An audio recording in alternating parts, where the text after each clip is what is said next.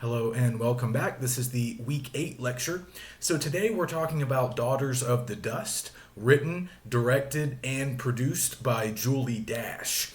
So before we get into the movie itself, I do want to talk a little bit about Julie Dash and the fact that she is the only female director that we are studying this semester. So this is the only film we're watching directed by a woman filmmaker. So I thought we should probably discuss that at least for a moment here at the top of lecture before we get into any more specifics. So just kind of a basic fact that we've probably already been aware of, but we need to make sure that we sort of establish it, and we can talk about it more today as we get into the film. Just, the reality that there were not a whole lot of women directors in this sort of early indie film boom that we've been talking about as we've been tracking the development of independent film in America through the 80s. We've now moved into the 90s. This film came out in January of 1992,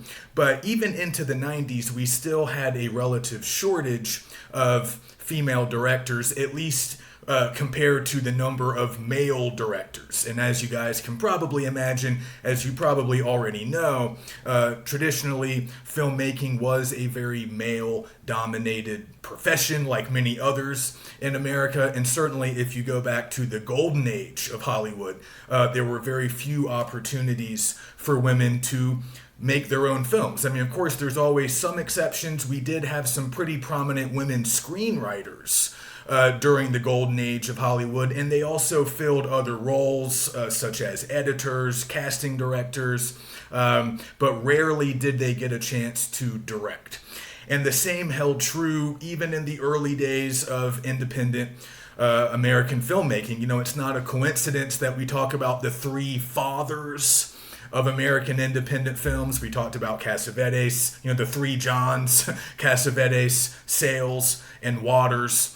We don't have a lot of mothers to talk about along with them, but that does start to change over the course of the 80s and 90s. So when I was making my syllabus for the class, I was trying to sort of decide, how we were going to, sort of gain equal representation. There were not equal, but how we were going to at least get some women onto the syllabus, as we're also trying to incorporate, African American voices, some LGBTQ perspectives, trying to diversify the syllabus.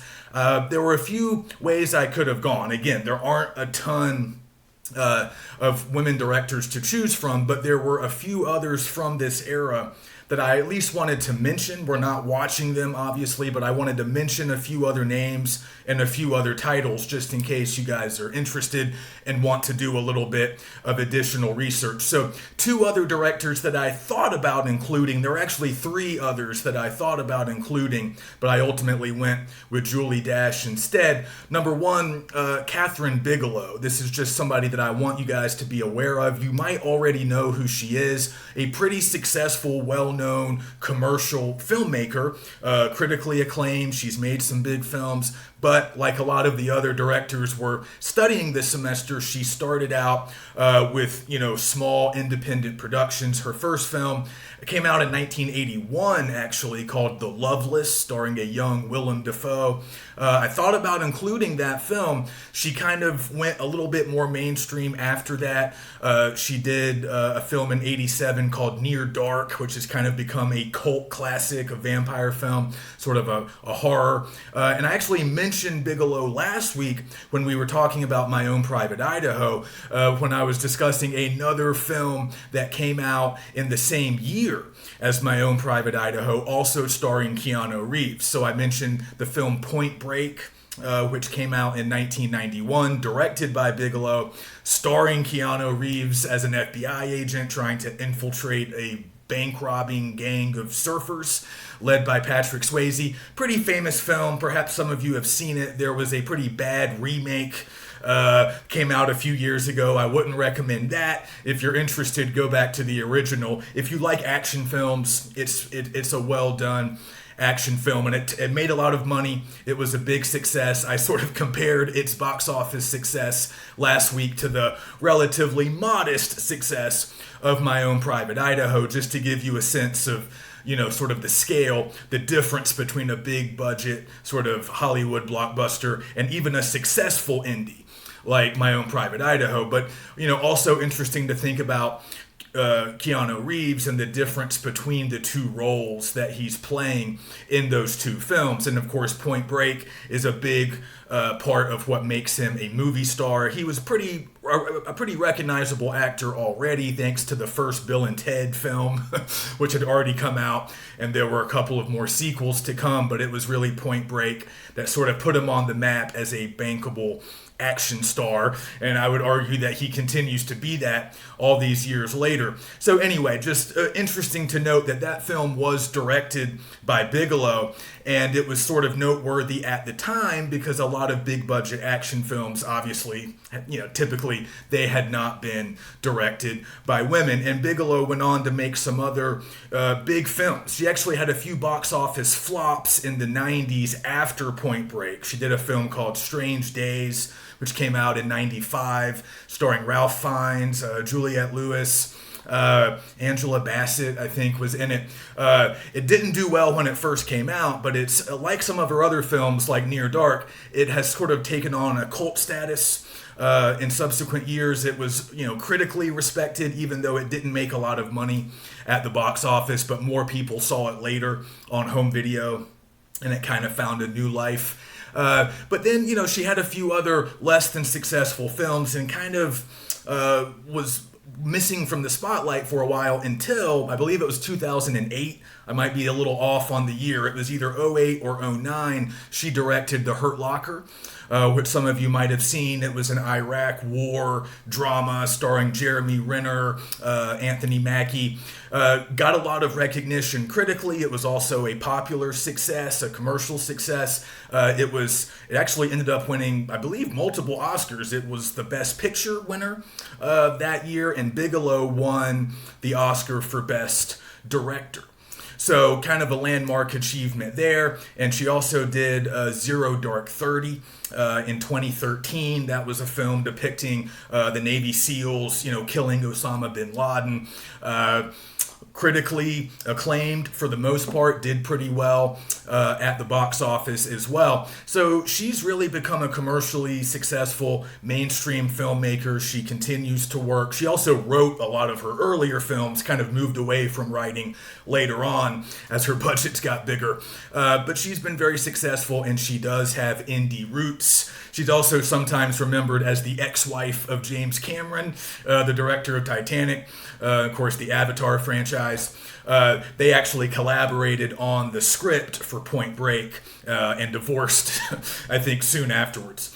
But anyway, Bigelow's interesting, and you should check her out and check some of her movies out if you want to experience more of the female directors from this era who kind of came out of this era. Again, Bigelow was an indie filmmaker in the 80s, so she would have fit into our timeline, but I actually thought The Love List coming out in 81 was maybe going to stretch this a little bit thin because we already have a lot of ground to cover. But in the future, I might try to incorporate that one into our syllabus. And another name that I considered was Lizzie Borden.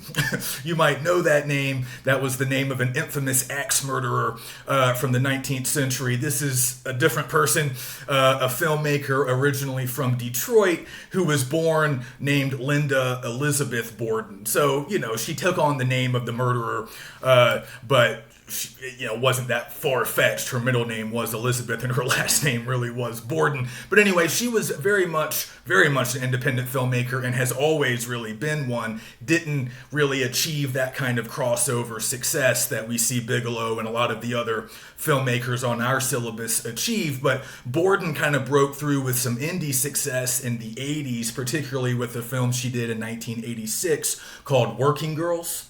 I think I might have mentioned that in an earlier lecture. It was a fiction film, but very much styled as a documentary, kind of presented in a very realistic fashion. And Borden had previously done some documentary work within sort of the same milieu. She was depicting sex workers in New York City. So that movie generated some buzz. It never got a big theatrical release, never made a whole lot of money, but it was critically acclaimed And Borden, went on to do some other films as well. And then another name that I just wanted to mention briefly because I have taught her before is Rose Trochet. I think I mentioned her a few weeks ago, or last week rather, when I was talking about the sort of queer film sort of boom that sometimes is talked about in the 90s, sort of the new queer cinema that My Own Private Idaho is sometimes lumped into, increasing numbers of films depicting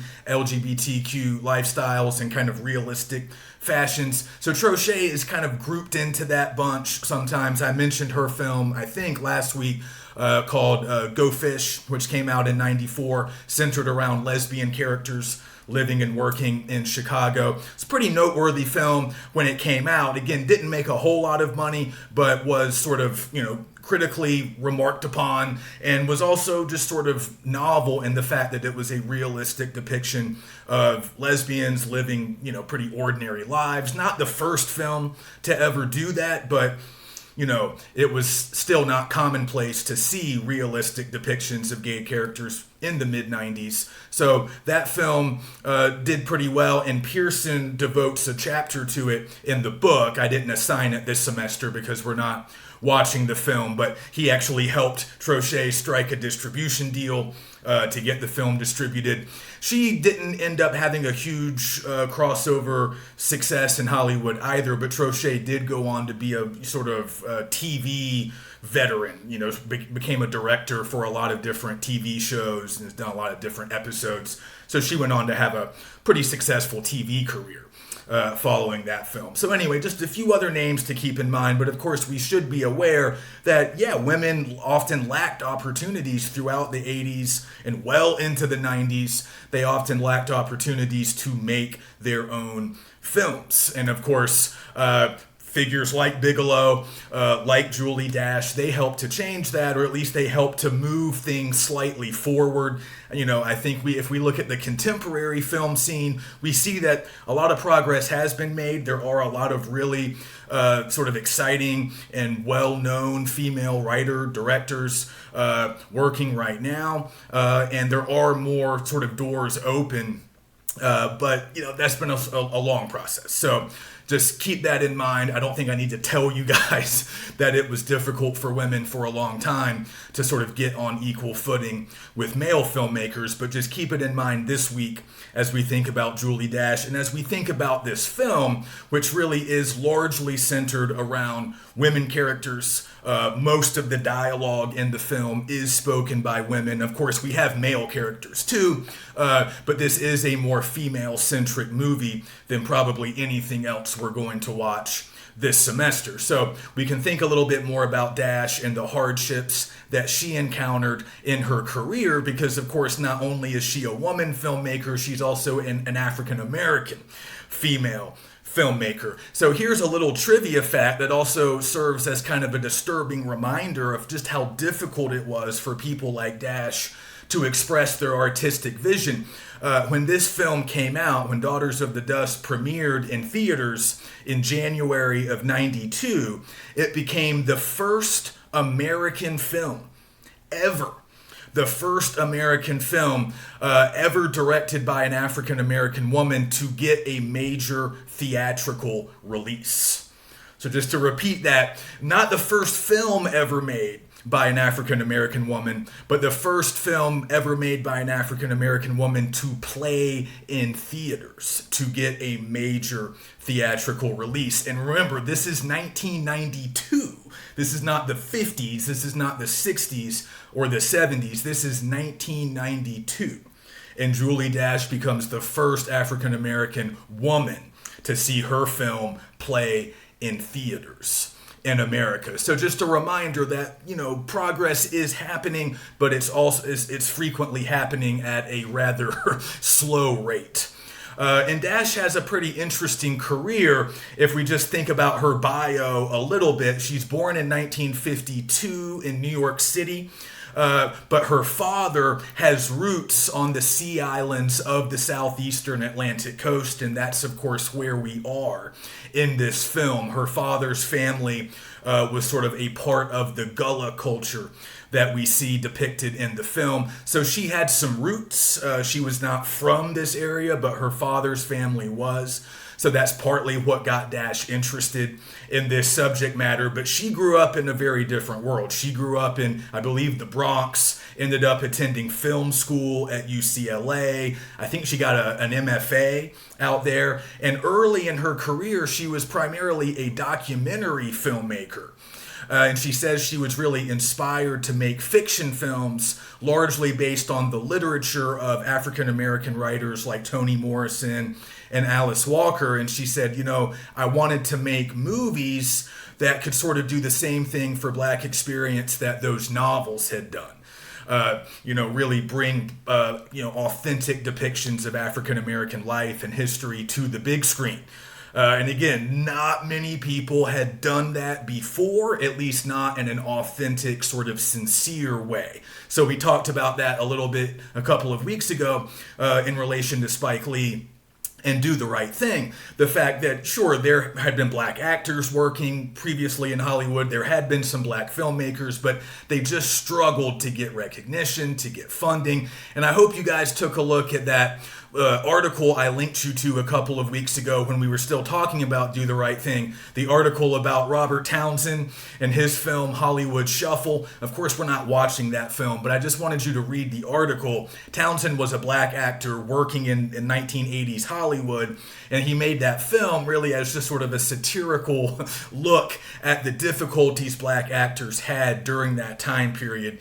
They were often typecast, they were often put in these sort of stereotypical roles, as Townsend talks about in the article, and really kind of humiliating at times and really sort of insulting. They were often asked to play, pimps, pickpockets, various criminal types. They were often, told to speak in jive, often by white directors who really didn't know what they were talking about. So Townsend really describes the indignities of being treated that way, and just the fact that Black actors had very few roles available to them.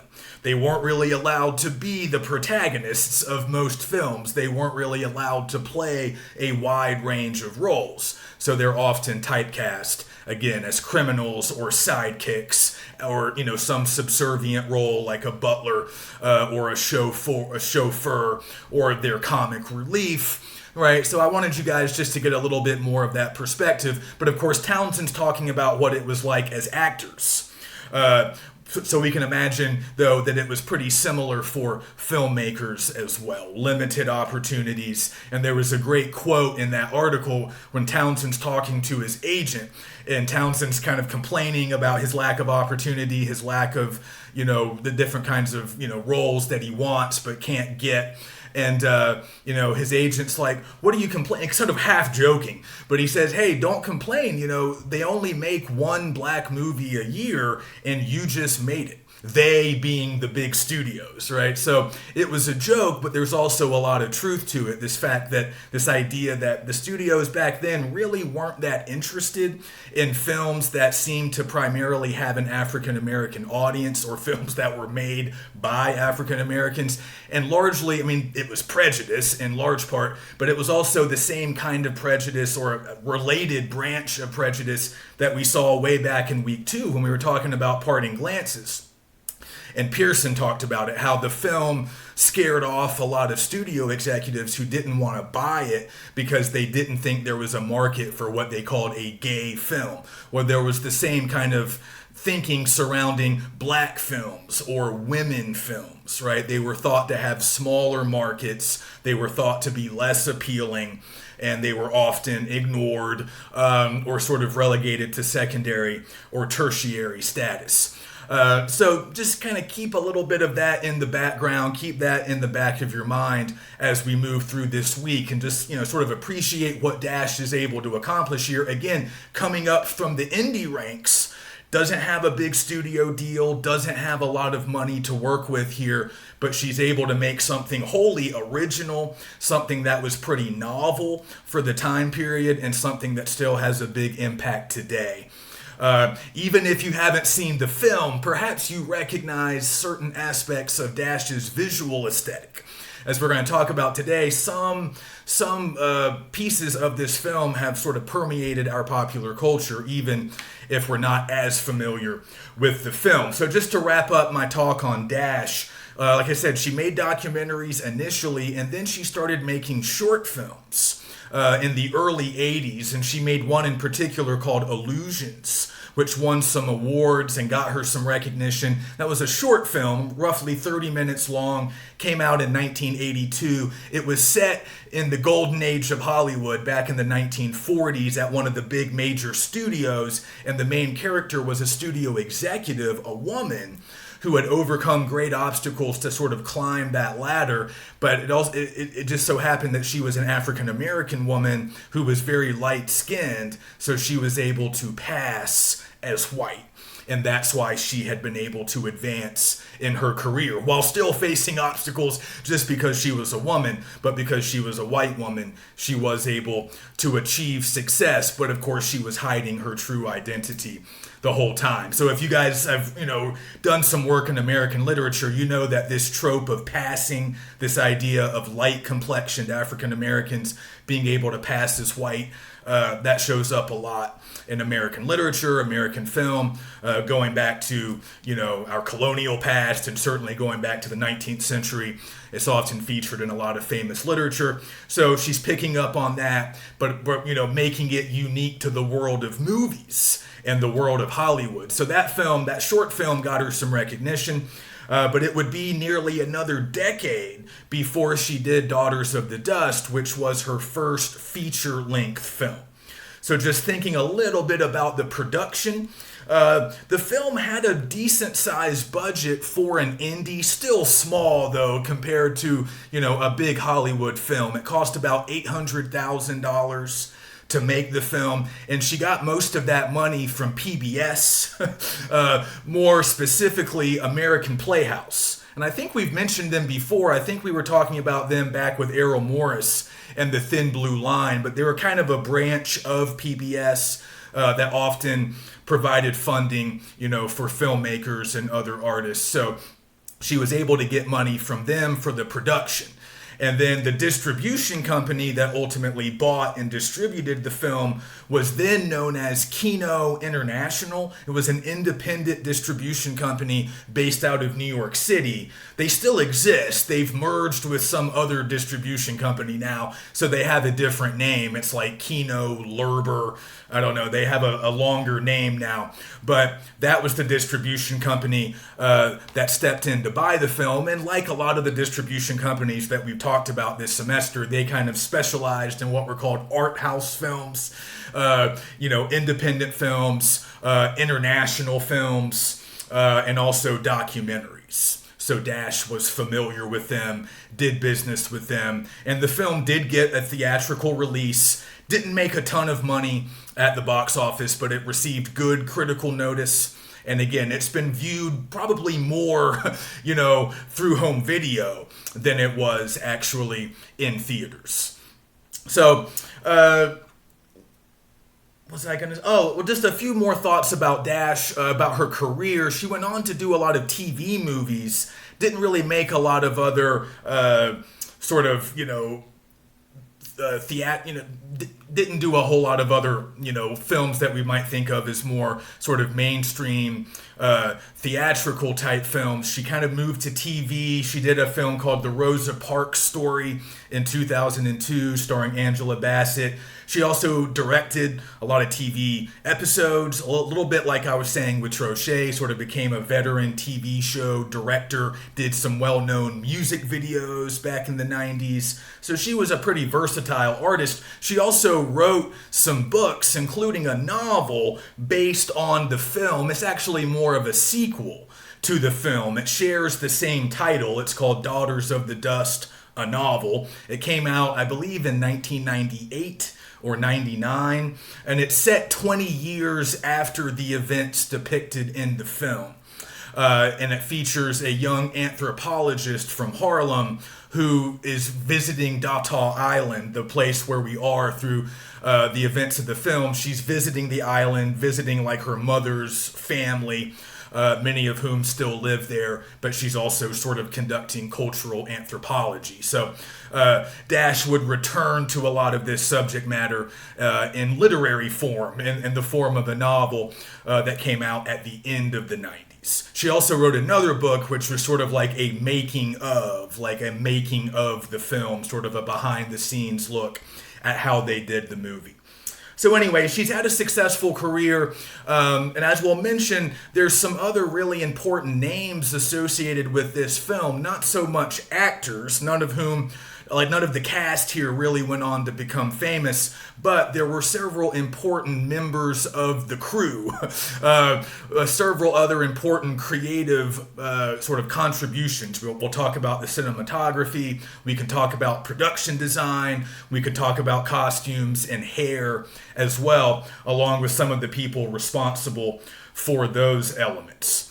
Okay, so before we get into the film, I know I'm deferring it yet again, but let's do a little bit of background, a little bit of geographical and perhaps cultural and historical background, just in case you guys aren't very familiar with the region of the U.S. being depicted here. You can always do a little research on Google, go to Wikipedia, learn a little bit more about the Sea Islands. That's where we are here. As we learn at the very beginning, the Sea Islands are a chain of tidal and barrier islands on the off the southeastern coast of the Atlantic. So this is the southeastern U.S., and these islands basically extend roughly from Jacksonville, Florida, up to around Charleston, South Carolina. So you guys might want to consult a map if you're not really clear on the geography of the Southeast, just so you can get a feel for where we are. You know, what is this setting? Where are we? It's a pretty unique place. Not to make it about myself, but I do happen to be from South Carolina myself, and I actually grew up in coastal South Carolina, not far from where the film is set. I'm from about 2 hours further up the coast. So, for what it's worth, and I have actually visited some of the Sea Islands. They have a very interesting history, and we learn a good bit about it through the film. But just to give you a few names, you hear some of these in the film, but a lot of the islands are off the South Carolina coast. Some of them are also off the coast of Georgia. So the island that we are located on here, I believe, is Data Island, which is a real place. It's located off the coast of Beaufort County, in the southern part of South Carolina. So a few other islands that are included in this larger group, and we hear them listed by St. Julian Lastchild in the film. Edisto Island, Guatemala Island, Kiowa Island, Cussaw, Data, Dafuski, Johns Island, St. Helena Island. That's actually where most of the film was shot. That's where they did most of their principal photography, is on St. Helena Island. That's one of the bigger sea islands. I've been there as well. Paris Island, where there's now the famous Marine base that's located on Paris Island. That's one of the sea islands as well. And then if you go a little bit further south off the Georgia coast, you'll see Wassaw Island, Ossabaw Island, St. Simon's, and others as well. That's not an exhaustive list. There's a whole bunch of them. Some of them are rather large. Some of them are much smaller.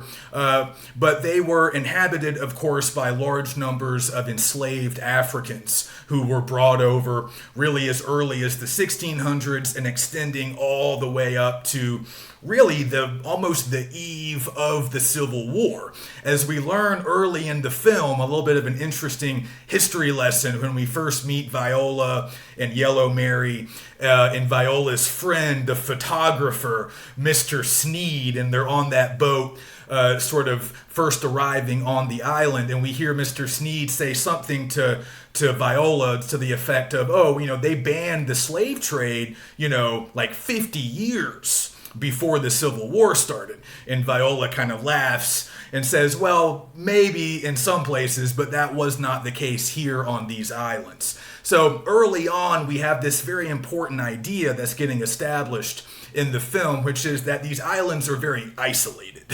They're not that far off the coast, but they are distinct in many ways. And they are somewhat isolated. They're kind of cut off from the mainland. And that sort of remains the case today. I mean, some of these islands, in order to get to the mainland, you have to take a ferry. They have, of course, built a lot of bridges, and many of the islands are now connected to the mainland by bridges, but not all of them. Some of them remain quite isolated, like we see Datal Island in the film. So there's this almost like an alternative history. Like there are things about these sea islands that are kind of different, divergent from a lot of the main strands of American history that we often learn. And that's something we can gather throughout the film. So again, the slave trade went on a lot longer here than it did in other places. I believe, it was I don't know quite the year, maybe 1808 was when the slave trade was officially outlawed. Maybe it was a little bit later than that, but historians have since discovered that Viola, is absolutely right. They've discovered, evidence of illicit importation of African slaves well after the law was passed outlawing it. So it continued to happen throughout the South, but it's definitely happening in these sea islands. So they have a history, again, and we're in 1902 here, as we learn at the beginning of the film. It's 1902. So we're at the very beginning of the 20th century when the film opens. But we understand that for many of the residents of this place, slavery is not a distant memory. And in many cases, there are still people who were born into slavery, still very much alive, still very much present on the island, and even younger people who don't have a direct experience of slavery. They're only one or maybe two generations removed in many cases. So they're very close to their own history. They're very close to their African roots. And that's another thing, if you research the Gullah people, and that's really what this particular community is called, if you research them, these are the people who live on the islands. And they are sort of a distinct ethnic group. They are the descendants of African slaves, but because of the nature of these islands, they were able to preserve a lot of aspects of their African culture in ways that other slaves were simply unable to do. Slaves on the mainland who were often forced to assimilate a little bit more. They were forced to adopt Christianity.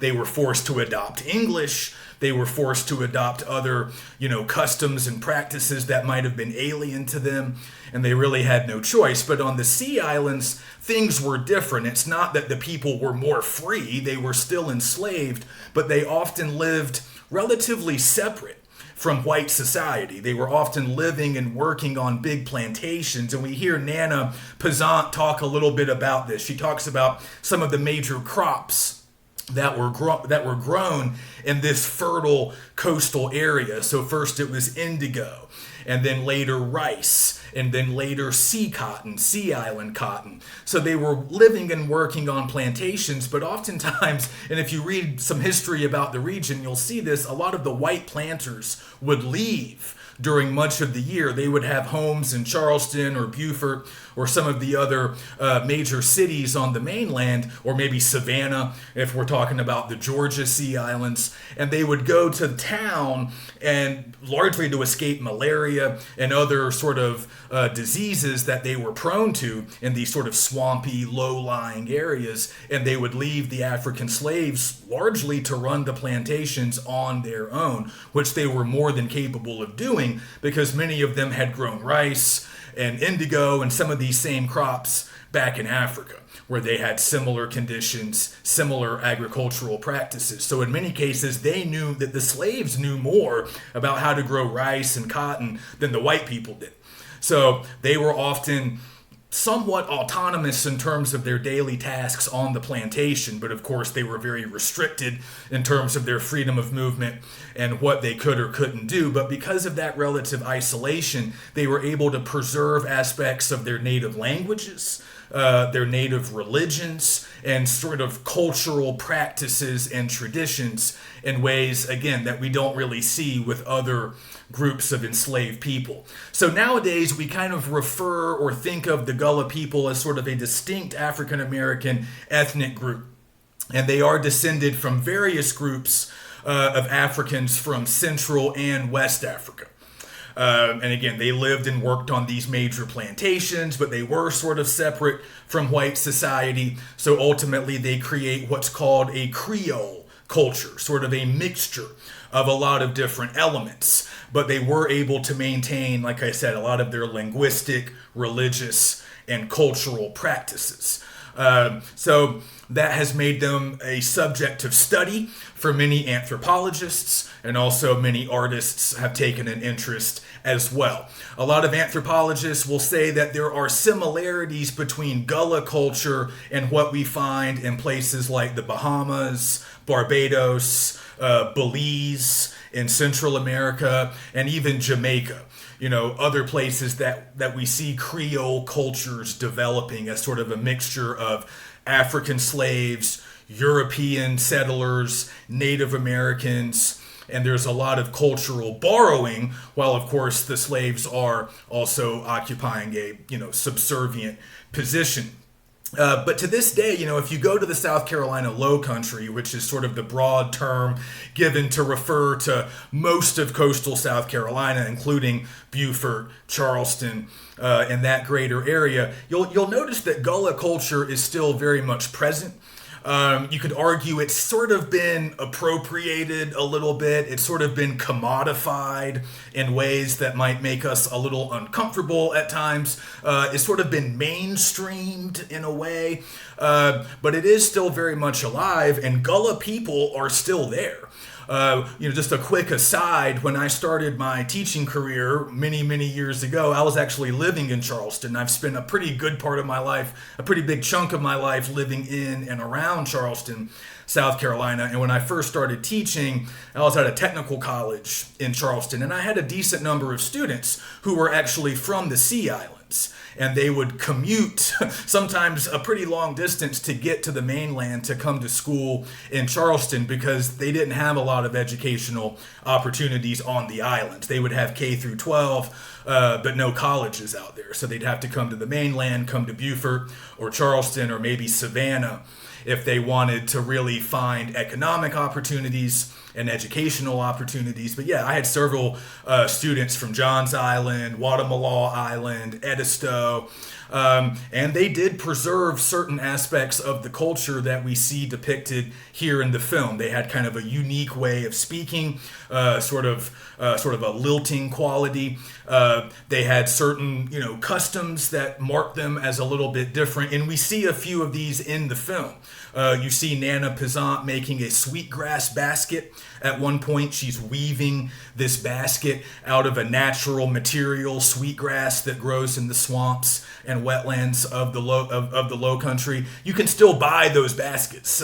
It's a big tourist attraction in Charleston, and you can still find older Gullah women. They have little roadside stands where they weave those baskets and sell them largely to tourists. And it's kind of a big industry. So if you ever go to Charleston, you'll see some of this still on display. And if you know anything about Low Country culture, a lot of Gullah culture is just sort of synonymous with Low Country culture, or even that particular part of the larger South. Things like red rice, okra. I don't know if you guys are familiar with those particular foods, but we see in the film they refer to okra, or a particular dish made with okra. They refer to it as gumbo. And again, that's a word that probably has African roots, and they, brought it over with them. And if you go to a restaurant in Charleston or anywhere in the Low Country or coastal South Carolina in general, you can usually find gumbo. My mother makes gumbo. So just kind of interesting to note how something like that, which has a very distinct cultural origin, sort of spread and became just sort of characteristic of Southern cuisine, Southern culture, and it's really enjoyed by white people, black people, really all kinds of people nowadays. But also sweetgrass baskets, certain aspects of spirituals or African music, which would feature, heavy percussion, call and response, stuff that has made its way into a lot of American popular music, whether you're thinking about gospel, the blues, which of course gave rise to rock and roll, later jazz music, and even, you can continue to track the lineage all the way up through hip hop, R&B. So we see some traces of that, even aspects of their folklore, not necessarily all depicted in the film, but stuff like Brer Rabbit. If you've ever heard of that sort of folklore legend, that comes from African folklore. It's a sort of trickster character, and we find a lot of analogs in West and Central Africa. Tortoises, rabbits, who function much like the trickster characters we find in Native American folklore. They're often different animals, but they're doing a lot of the same things. So, African folklore has really made its way into the American mainstream as well. And again, of course, if we study this stuff more, and I'm not an anthropologist, but if we study this stuff more, we'll notice that a lot of these African traditions, a lot of these African cultural markers would later sort of get adopted and maybe to some extent whitewashed by the dominant white society, and they would sort of get incorporated into just mainstream Southern life or even, mainstream American life if we're thinking more broadly. Okay, so now let's actually talk about the film a little bit, some of the major themes at work, and I also want to discuss, at least briefly, some of the visuals. So we're obviously following the Peasant family here, and they are undergoing some big changes. And the changes that they are experiencing are representative of larger changes that are going on within the African American community at the turn of the 20th century. So the film is obviously very interested in notions of progress. And what does progress mean for a recently freed people? Remember, by 1902, African Americans have only been freed from bondage for a little less than 40 years. I think it's sometimes worthwhile to just remind ourselves that slavery was not officially over until the Civil War ended, which was in, I believe, 1865. So it hasn't been that long when the film begins. And as we say, they are not that far removed from slavery and the memories of slavery. That's particularly true of the older members of the community, the elders like Nana and some of the other elder statesmen that we meet. But what does progress mean for these characters? And there's this tension that we see between progress and tradition. Staying true to their ancestors, staying true to their roots on one hand, but also trying to advance in a rapidly modernizing society on the other hand. So that tension plays out throughout the film, and certain characters seem to represent different viewpoints or different sort of perspectives on progress and how African Americans can kind of participate or get a piece of the pie. As America changes, modernizes, industrializes, there's this sense that the way of life on the Sea Islands is an old way of life. Maybe it's becoming outdated, and maybe they need to leave it behind in order to really take advantage of what America has to offer. But then there's the question of, will they be able to? Does the American dream include people like them? So this is a sort of historical development. It's not just a plot device. It's a real historical development that you guys have probably learned about before, or at least heard about, called the Great Migration. And the Great Migration refers to a huge movement of African Americans out of the South, out of the rural South primarily, because most of the South was rural at the turn of the 20th century. There were cities, but certainly not the level of industry, not the dense populations that you would have found in other places. So a lot of African Americans leaving the South and going to the more urban, industrialized parts of the country, like the Northeast, like the Midwest, and the Far West. So this gets depicted a lot in our popular entertainment, film, literature, so you might be familiar with this. Historians usually classify the Great Migration as taking place between roughly 1910 and about 1970. And during that 60-year period, roughly 6 million African Americans left the South to go to places like Philadelphia, New York City, Boston, Cleveland, Detroit, Los Angeles, Oakland on the West Coast. So a huge movement of people, entire families, entire generations relocated to seek better financial opportunities, less overt racism, though they often still encountered very virulent racism. But this was an attempt to find better lives, to find better jobs, more equal treatment, and the American dream, to put it simply. So that's what's going on. We're a little bit before that official dawn of the Great Migration. We're in 1902. They usually started around 1910, but close enough. I mean, it's already started. People had left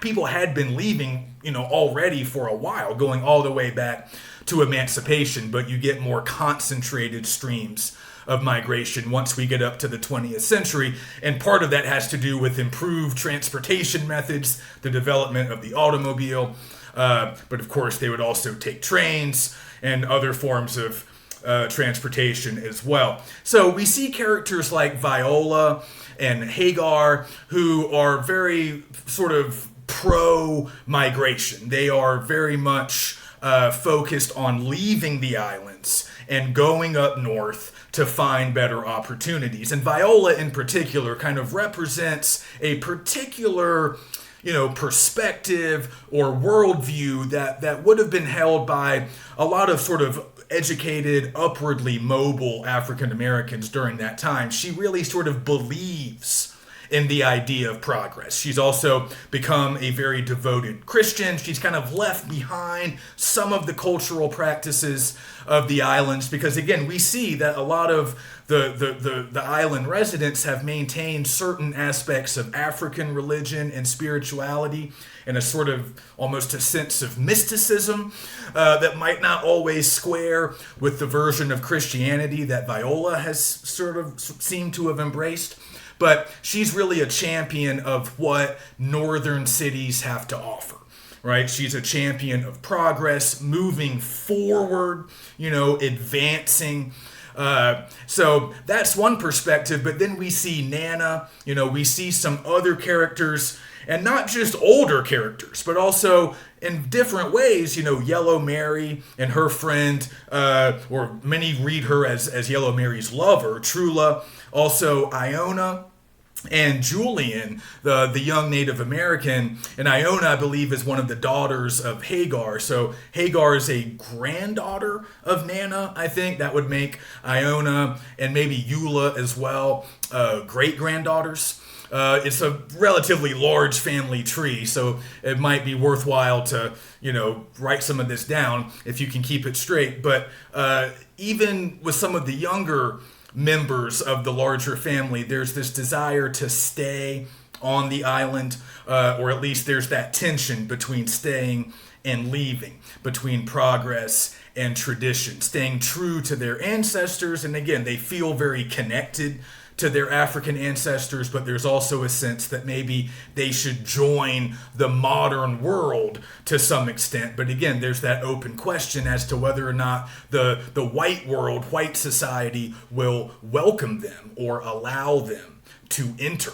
And that skepticism is, I think, expressed best by Yellow Mary, who has lived amongst white people, and she has lived in cities. She's traveled. She's a lot more worldly and experienced in terms of the wider world than a lot of the other residents of the island. And she expresses a lot of skepticism about what really is out there for them and what might happen if they, try to join these main currents of American life and society. So again, we see that tension play out throughout the film.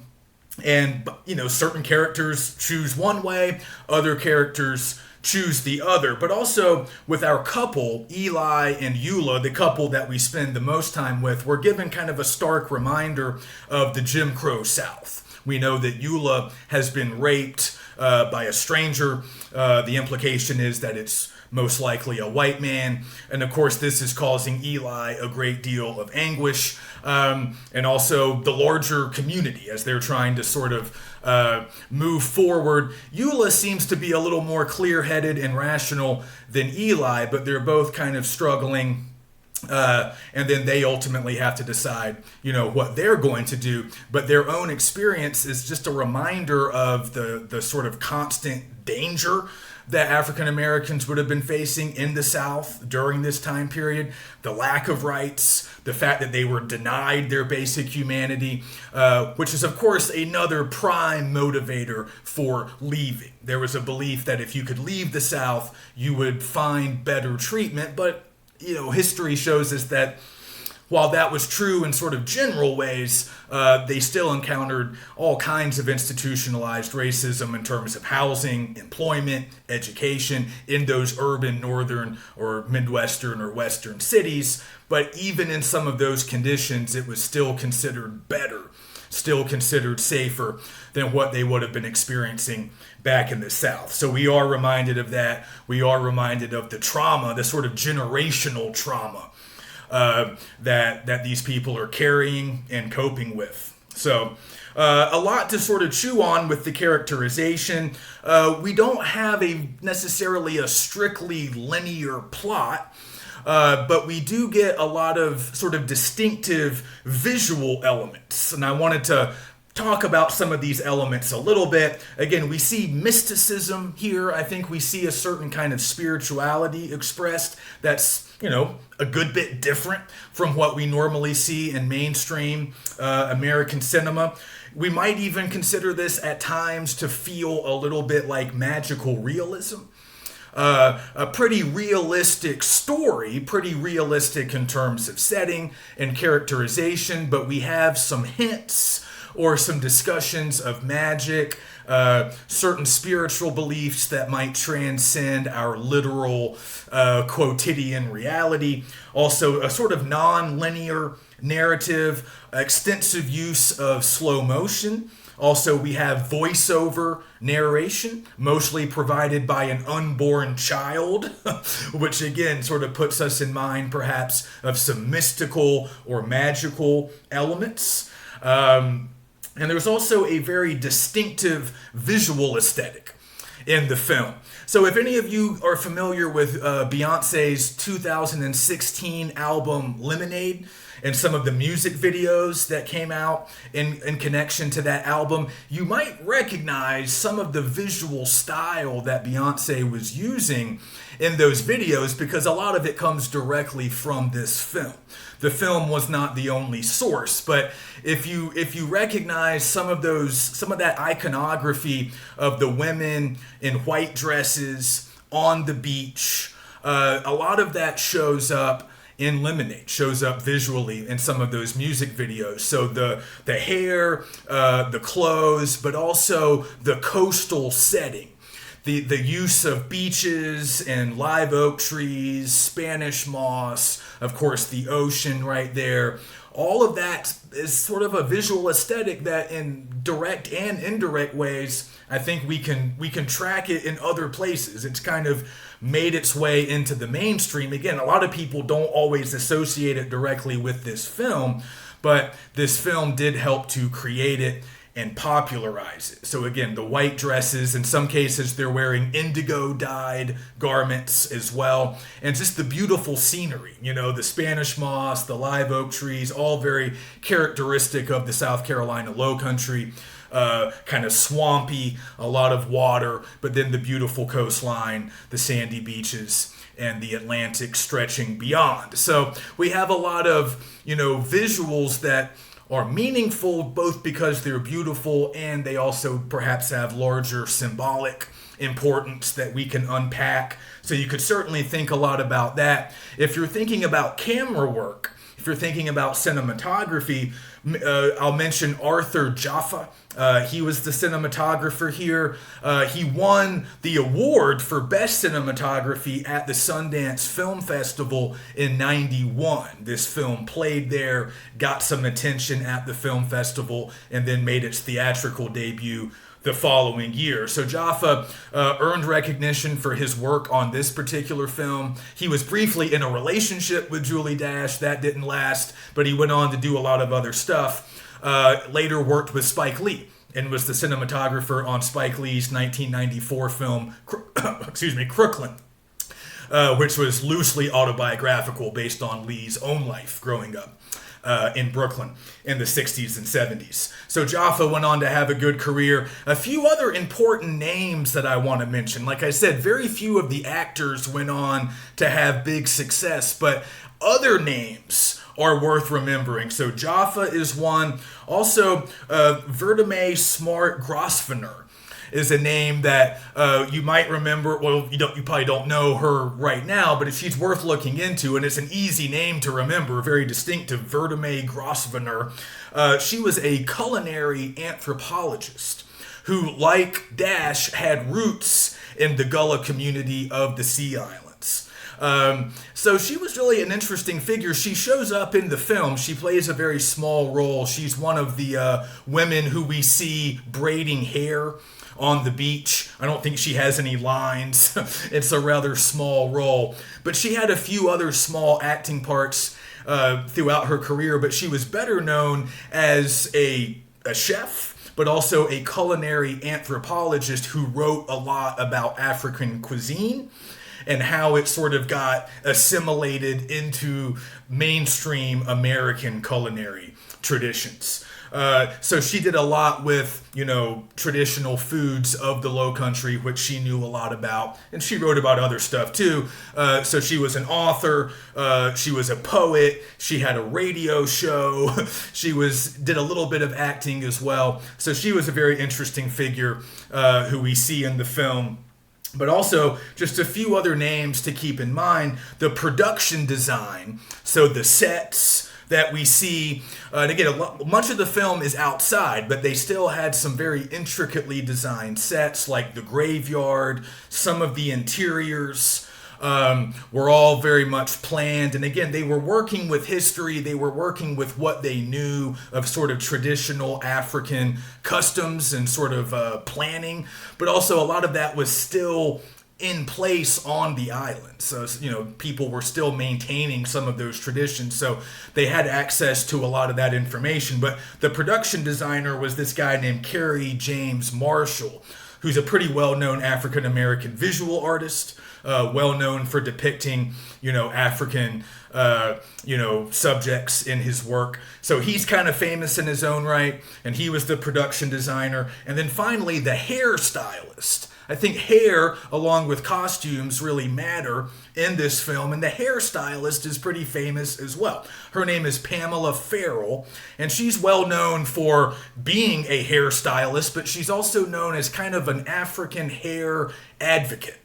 And that might sound like a strange term, but we have to go back in time a little bit. And what got Farrell kind of famous, not so much her film work, but her advocacy. So back in the 70s, 80s, there was a sort of a bit of a controversy that not everybody was paying attention to, but certainly the African American community was. A lot of African American women were facing discrimination, and in some cases were losing their jobs if they braided their hair in sort of traditional African styles, things that we might refer to now as like cornrows or just, braids. that was often frowned upon decades ago.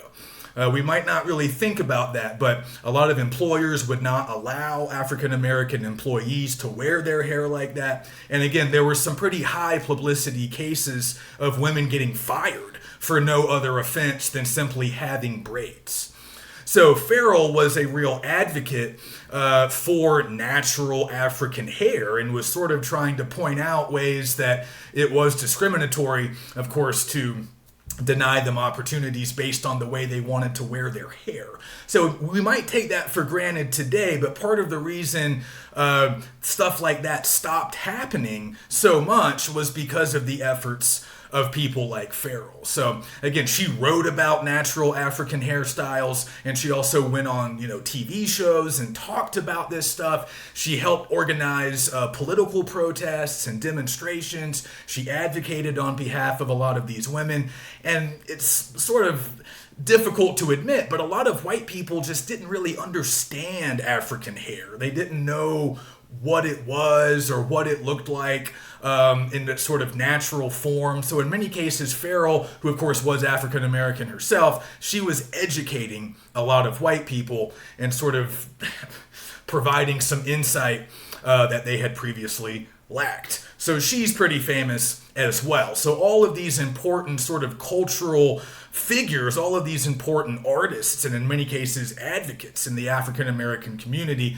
they were working on this film, assisting Dash in the making of the film. So that's kind of important to keep in mind as well. So just a final thought about those sea islands. They continue to exist in a very interesting sort of cultural space. If you ever go and visit, like I've said, I've been to a couple of them. I've been to St. Helena, Dafuski, Edisto, Guatemala, some of the ones that are near Charleston in particular. And it's interesting to observe what's happened to these islands, to kind of tie into our gentrification conversation that we've had a little bit in the past. Some of these islands have changed quite a bit, while others have remained very isolated and primarily still occupied by African American descendants of the slaves who were originally brought there. But as we see in the film, a lot of the original inhabitants have left, or a lot of those residents have left, have migrated to the mainland, to other cities, northern cities, other cities. But a thing that really started to happen like in the second half of the 20th century is a lot of real estate developers realized how beautiful those islands were, and a lot of them got turned into golf courses and luxury resorts. So for example, Kiowa Island. Some of you might be familiar with that name. If you like golf, maybe you've watched a golf tournament that was played there because they have a lot of big PGA events on Kiowa. It's a beautiful place, beautiful golf course, but it used to be a Gullah Sea Island. And now most of the Gullah residents of Kiowa have been sort of forced off. I mean, in many cases, the real estate developers went to these islands and bought the land from the African Americans for very low prices. I mean, they were buying this, buying much. They were buying the land for a lot less than it was worth. That was the phrase I was trying to express there. And the African Americans, who were considered to be sort of land rich but money poor, cash poor, didn't always know the value, because again, they were kind of cut off from mainstream society. Many of them didn't have a lot of formal education, so they were sort of deceived by a lot of these developers. They sold for a lot less than what they could have gotten, but for many of them it was still a lot of money, and many of them left the islands to seek better lives elsewhere. So that's what happened on Kiowa and some of those other islands, but like I said, others have remained largely the way they've always been. So while that's good from sort of that cultural preservation angle, many of the ones that have not been developed remain mired in poverty. And again, a lot of the young people want to get out so they can pursue educational and economic opportunities elsewhere. So there's that push and pull. There's sort of a tragedy that seems embedded in the process of gentrification and development, because we lose a lot of this very distinctive culture that we see in the film. But at the same time, the old ways were not always beneficial for all of those people. So, a lot of stuff to consider, and just a film that provides a perspective, a visual style, and I think a worldview that's just different and unique, compared to everything else we're watching this semester. So hopefully you enjoy this film, or at least find it interesting. And again, maybe check out some of those other women directors that I mentioned who were sort of trailblazers in the 80s and 90s. But no one was blazing a more difficult path than African American women filmmakers. So Dash remains a very important figure for what she's done here. Okay, so that's it for this week, and next week is spring break. So I am taking the week off. I will not be posting any new content. So I'll see you guys when I come back from the break for week 9. And that's when we watch Dazed and Confused.